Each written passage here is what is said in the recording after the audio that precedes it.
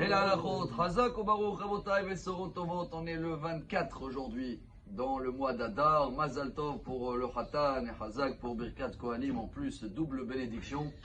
Et je crois qu'il n'y a pas plus beau de terminer la dernière semaine du mois d'Adar en se préparation pour Pessah, parce que la paracha, vous allez voir que la majorité de la paracha, elle parle de la lèpre. Vous allez me dire aujourd'hui, malheureusement ou heureusement, il n'y en a plus la lèpre. Ça dépend de quel côté on prend les choses. Le Ben Ishraï dit, pourquoi malheureusement?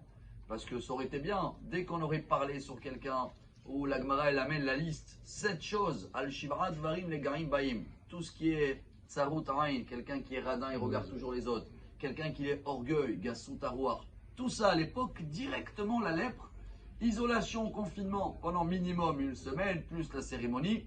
Alors s'il y aurait eu ça aujourd'hui, on aurait beaucoup calculé les paroles, on aurait été beaucoup dégonflé comme la galette, on aurait été bien prêt pour Pessah. Ça c'est le côté, malheureusement, qu'il n'y en a pas.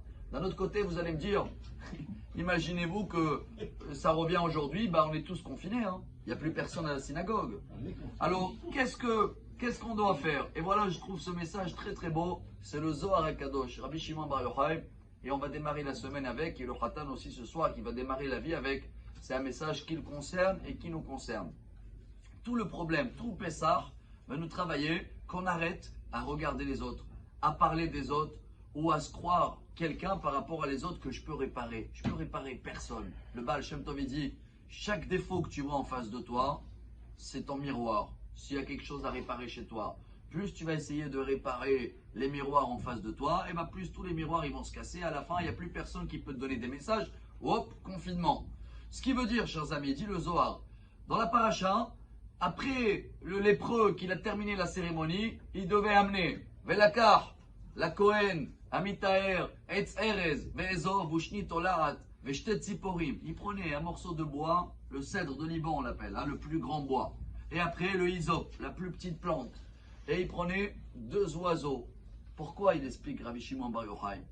Le plus grand arbre représente l'orgueil que j'avais et que maintenant je vais prendre le plus petit et on va l'asperger après avec le sang de l'oiseau. Ça c'est pour dire que allô, c'est toujours ma faute à moi, c'est mon orgueil, c'est ma façon de vouloir réparer les choses, que j'ai pas compris que les défauts ils sont dans moi.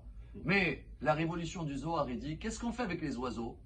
Un, on le chlette et le deuxième, on l'envoie. Pourquoi? Rachid explique. Celui-là qu'il est Kapara qui va mourir, c'est pour toutes les mauvaises paroles que j'avais vis-à-vis de l'autre personne. Et celui-là que j'envoie, il dit le Zohar, parce que quand je parle mauvaise chose, je fais un double péché. 1, c'est des mauvaises paroles. 2, je pouvais parler à ce moment-là des paroles de Torah. Donc le fait de calculer chaque chose et de savoir qu'il y a de l'espoir, parce qu'il y a des gens qui vont dire, mais si tu m'enlèves le Lachon Hara, tu m'enlèves tout le kiff, je ne peux plus parler sur personne dans les cafés, je ne peux plus. Pas du tout, chers amis. Vous allez voir que chaque fois qu'on parle des autres, ça fait des problèmes, des histoires de famille, des histoires entre amis, des couples. Alors venez, on essaye de prendre sur nous cette semaine qu'elle démarre en beauté, de bien se préparer pour Pessah, d'oublier les autres, s'occuper de nous. Et comme ça, Bezrat Hashem, on va avoir une semaine pure, propre, des bonnes nouvelles, bonne santé et Mazal Tov.